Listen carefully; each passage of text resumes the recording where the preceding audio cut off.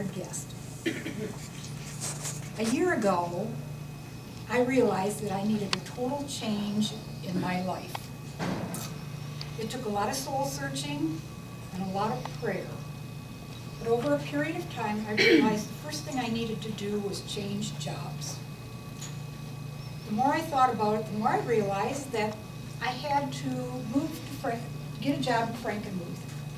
It's because I went to church there and I should establish myself. And so I looked and I did find that job. But the people that I worked with at my last job, they were not happy about this. They were looking out for my best interest, and they thought I made a very bad mistake because I took a cut in pay, it was further to drive, and the roads were going to be very nasty in the wintertime. But I had to stand my ground because after praying about this, I had this inner drive that just wouldn't let me quit. And so I stood my ground and I said, I will move to Frankenmuth before snow flies. And they all kind of looked at each other, rolled their eyes, down went the corners of their mouth, and they just knew I had really lost my mind.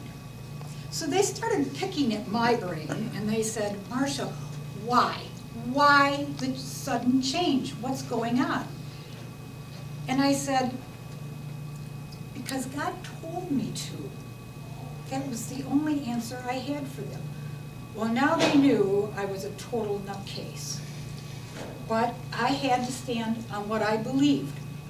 So I started downsizing 40 years worth of stuff.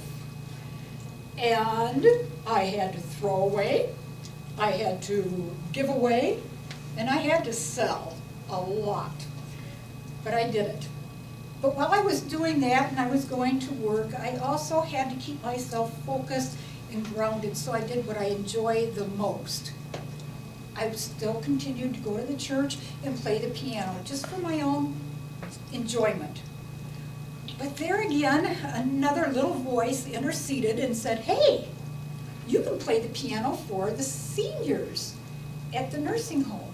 And I thought, oh, that's a good idea, but I'll wait until I get moved and then I'll do that.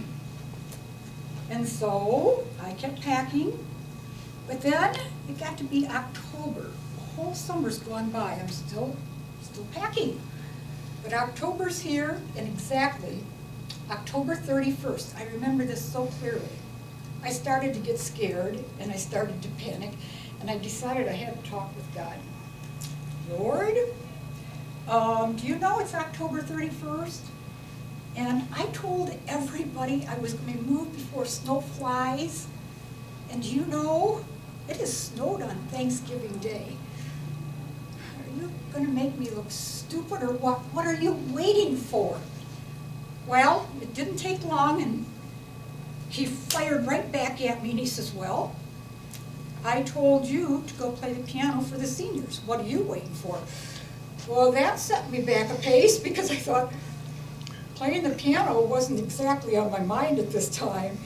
But I needed some thought, and I went, yeah, guess what? God's right. So I had to call the senior center, and I made arrangements. I locked myself into what they call a performance.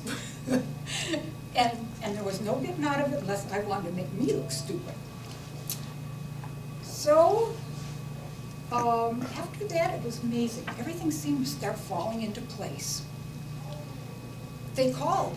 My apartment was available, and I had to take it now because I was on the waiting list all summer, and if I passed this up, I wasn't going to get it back.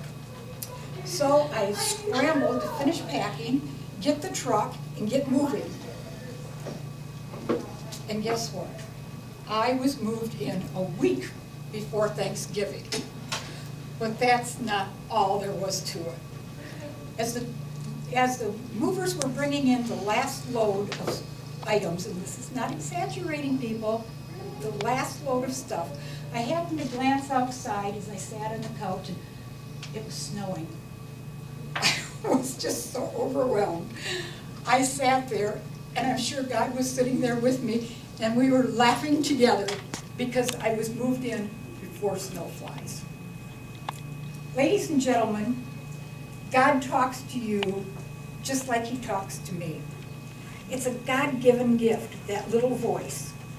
But we need to learn to listen, to believe, and to trust, which is very hard to do. But it's also very fun, phenomenal, and fantastical to see the expressions on other people's faces and to watch God's plan in action. But with everything that goes around, there's a lesson. I learned that to have that personal relationship with God is a two-way street. He asks you to do something, we're all going to put it off. But because we're important to him, he doesn't put off things. He gets right on it. So why do we put things off for him? Ladies and gentlemen, please don't deny yourself this opportunity to commune with Jesus. Because when you deny yourself this opportunity, it's like denying yourself that special gift. You will be so surprised at how much direction, how much success, and how much excitement that little voice from right within can give you. And with that, I'm turning it back to the Toastmasters.